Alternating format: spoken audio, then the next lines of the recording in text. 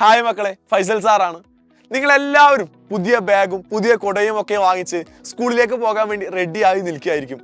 ഇനി ഏതാനും കുറച്ച് ദിവസങ്ങൾ കഴിഞ്ഞാൽ സ്കൂളെല്ലാം ഓപ്പൺ ചെയ്യാണ്. എനിക്ക് ഈ സമയത്ത് നിങ്ങളോട് സംസാരിക്കാനുള്ള കാര്യം എന്താണെന്ന് വെച്ചാൽ, നിങ്ങൾ ഈ പുതിയ ബാഗും പുതിയ പുസ്തകവും ഒക്കെ വാങ്ങിക്കുന്ന സമയത്ത് നമ്മിലേക്ക് വരുന്ന ഒരു പുതിയ സിലബസ് കൂടിയാണ് എന്ന കാര്യം നിങ്ങൾ ആരും മറന്നു പോകരുത്. ഇതുവരെ പഠിച്ച ഒരു 7ാം ക്ലാസ്സിന്റെ സിലബസ് അല്ല, ഈ പ്രാവശ്യം 7ാം ക്ലാസ്സിന്റെ സിലബസിൽ മാറ്റം വന്നിട്ടുണ്ട്. പുതിയ ടെക്സ്റ്റ് ബുക്ക്, പുതിയ സിലബസ് ആണ് നിങ്ങളുടെ മുമ്പിലേക്ക് വരാൻ പോകുന്നത്. അതിൽ എനിക്ക് നിങ്ങളോട് സ്പെസിഫൈ ചെയ്തിട്ട് പറയാനുള്ളത് നമ്മുടെ സോഷ്യൽ സയൻസ് എന്ന് പറയുന്ന വിഷയത്തെക്കുറിച്ച് മാത്രമാണ്.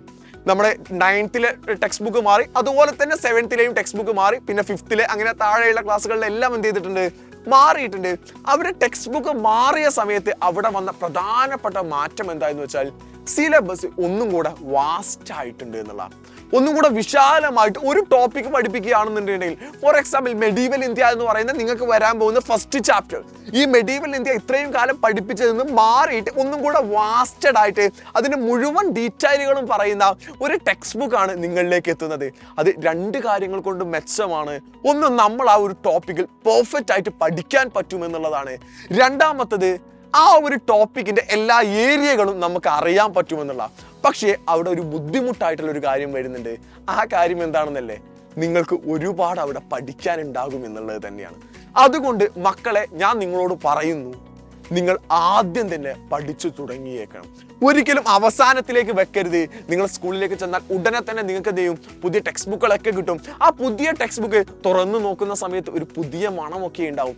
അത് സ്മെല്ല് ചെയ്ത ശേഷം നിങ്ങൾ ആ പുസ്തകങ്ങൾ വായിക്കുന്ന സമയത്ത് വളരെ പെർഫെക്റ്റ് ആയിട്ട് നിങ്ങൾ പഠിച്ചിരിക്കണം.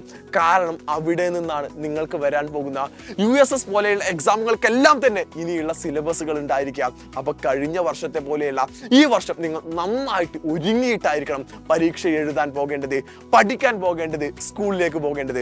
സോഷ്യൽ സയൻസ് എന്ന് പറയുന്ന വിഷയം നിങ്ങൾ ആരും പേടിക്കേണ്ട ആവശ്യമില്ല.